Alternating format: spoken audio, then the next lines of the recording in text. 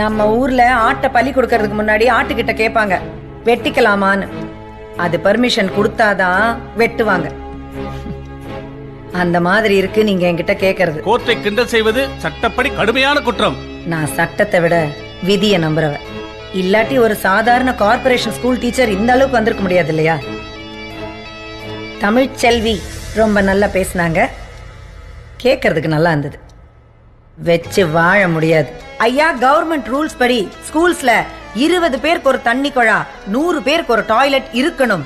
இருக்கா? Your honour, 2013-14 நிலவரப்படி மொத்தம் 37,000 கவர்மெண்ட் பள்ளிகள். அதுல கிட்டத்தட்ட 1400 பெண்கள் பள்ளிகள்லயும் 4700 ஆண்கள் பள்ளிகள்லயும் ஒரு டாய்லெட் கூட கிடையாது.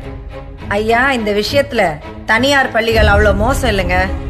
திருவண்ணாமலை, மதுரை, ஈரோடு, ஊட்டி, கன்னியாகுமரி, தேனி, திண்டுக்கல், கரூர், கள்ளக்குறிச்சி, சேலம்னு 78க்கு மேல தனியார் பள்ளிக்கூடங்கள் நடத்த முடியாம பசங்களோட விற்பனைக்கு ரெடியா இருக்கு. தனியார் பள்ளிக்கூடம் நடத்துறது அவ்வளவு ஈஸி இல்லைங்க. எவ்வளவு முதல் போடணும், எங்கெல்லாம் ஏறி போகணும், எங்கெல்லாம் இறங்கி போகணும், யாரை எதால அடிக்கணும், எவனுக்கு எது வீக்னஸ், ஒவ்வொரு ரூபாயும் எப்படி போடணும், அது எப்படி திருப்பி எடுக்கணும்னு ஒரு ரூல் புக்கே இருக்கு. 1000 ரூபா போட்டு இட்லி கடை நடத்துறவனே 500 ரூபா லாபம் பார்க்கும் போது 100 கோடி ரூபா போட்டு பிசினஸ் பண்ற நாங்க லாபம் பார்க்க கூடாதுன்னா எப்படிங்கய்யா? டிவில எத்தனை விளம்பரம் வருது, ஆனா எந்த ஒரு ஃபேமஸ் கல்லூரியோ ஸ்கூலோ விளம்பரம் போடுறாங்களா? போட மாட்டாங்க. ஏன்னா 10ஆம் தேதி ஃபார்ம் குடுக்கறாங்கன்னு சொன்னதும் 1ஆம் தேதியே கியூல நிப்பாங்க ஜனங்க.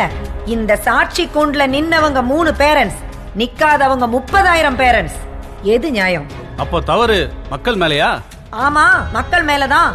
நம்ம மினிஸ்டர் சொன்ன மாதிரி நம்ம மக்கள் எந்த பொருள் வாங்கினாலும், அது மளிகை சாமான் ஆனாலும் சரி, டெலிபோன் பில் ஆனாலும் சரி, 3% கல்வி வரி கட்டுறோம். ஒரு சின்ன கணக்கு யுவர் ஆனர், நம்ம நாட்டு மக்கள் தொகை 128 கோடி. இதுல 50 கோடி பேர் ஒரு நாளைக்கு 10 ரூபாய்க்கு ஒரு பொருள் வாங்கினா கூட 15 கோடி. ஒரு நாளைக்கு 15 கோடினா ஒரு வருஷத்துக்கு 5475 கோடி கல்வி வரி கட்டுறோம். இதை எதுக்கு பயன்படுத்தணும்? கல்விக்கு பயன்படுத்தணும்.